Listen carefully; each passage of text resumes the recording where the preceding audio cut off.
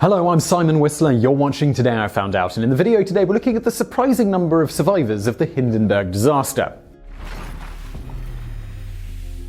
The Hindenburg disaster will probably always be remembered as the singular event that killed airship travel.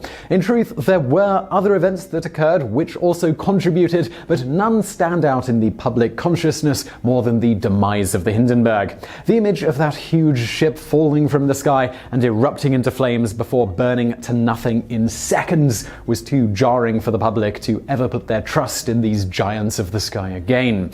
However, very few realize that the disaster, although terrible, wasn't as bad as it seemed at first glance. For example, more than half of the people involved in the crash actually survived it. The final death toll for people on board was as follows. Of the 97 people on board, 36 passengers and 61 crew members, only 35 of them were killed. The actual death toll is logged as 36 since the crash also killed a crewman working on the ground. A German shepherd dog also lost her life aboard the vessel, if you want to count the canine. This puts the survival rate for humans at the disaster at 60%, although the death rate for dogs was 100%. So how did over 60% of the people traveling on an exploding ball of gas hundreds of feet in the air survive when they literally only had seconds to react and escape? The short answer is that most jumped out of the window before the Hindenburg hit the ground. Yes, as unbelievable as it sounds, a good number of the passengers survived the disaster by just waiting for the airship to be a split second from crashing into the ground before escaping. In the video we link to in the description, you can actually see a bunch of them running away from the airship.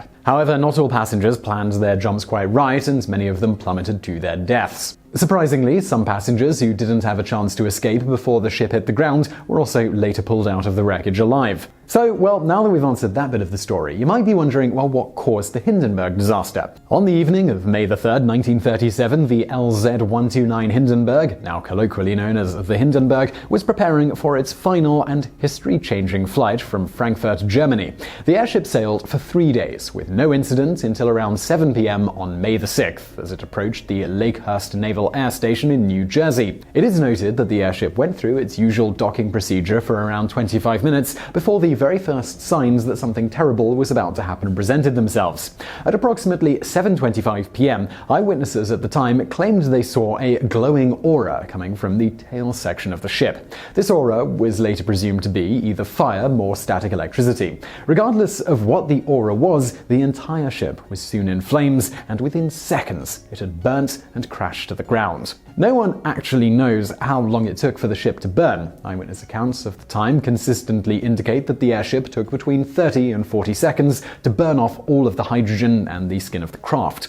However, since no cameras present filmed the entire crash from start to finish, it has been impossible to confirm these reports either way. Due to this inconsistency in data, most sources just use the phrase "within seconds," like we did just before, because, it sounds more dramatic. I mean, really, if it took 20 minutes, it's still technically within seconds, as 20 minutes is simply 1,200 seconds. Literally within seconds does have absolutely no bounds. This is just how modern journalism works. As for what caused the fire, again, no one is entirely sure. Airship crash investigation techniques weren't exactly top-notch back in 1937, and even today, the cause of the fire is a source of significant debate. That being said, at the time of the disaster, many hypotheses were put forward. The most enduring are that the fire was caused by sabotage, and another claims that the fire was the result of static electricity igniting the hydrogen that the Hindenburg used to fly. Not surprisingly, the sabotage theory has been largely debunked, owing to the fact that there was zero evidence of any sabotage at the time, and no one has ever managed to come up with any tangible evidence since. As such, most sources today agree that the fire and the resulting crash were the result of an accidental static spark of some variety. This is also largely believed to be the cause of the mysterious blue aura that the eyewitnesses claimed to have seen. So, what caused this static spark? Originally, it was believed that a static spark of some sort was perhaps caused by a buildup of electrical potential on the craft from the friction between the Hindenburg and the ambient air. There was probably a difference of potential between the skin of the craft and the internal frame, as the cords used as separators provided insufficient conductivity to keep the charge equal. Thus, a spark occurred, igniting the hydrogen within the airship. This is more or less what was concluded back in the original investigation in 1937.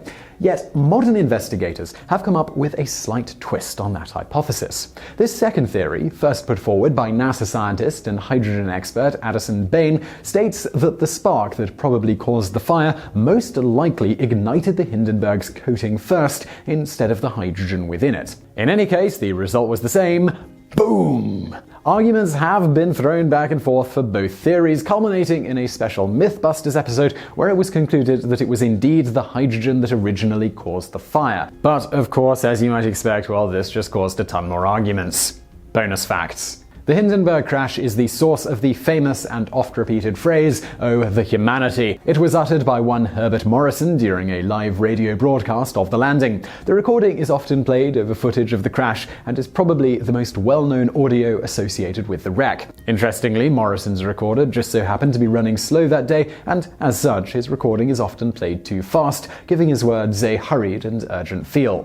The playback speed is not often corrected due to fitting so well with the footage. And now for another bonus fact. Famed German acrobat Joseph Spahn, who owned the dog previously mentioned, leapt from the airship while it was still 20 feet from the ground and broke his ankle. Not only did he not go back for the dog, but some suspected him of being a saboteur. Though in truth the main evidence against him was simply that he visited his dog in the cargo bay numerous times during the flight and supposedly seemed impatient for the ship to land before it burst into flames. The dog was said to be a gift for his children, who were presumably none too pleased when he came home without it.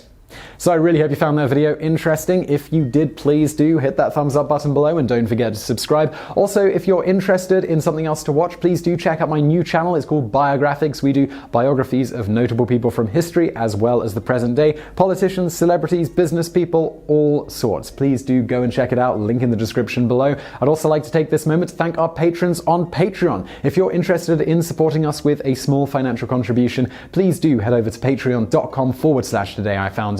Every little helps, and it helps us in making these daily videos. And as always, thank you for watching.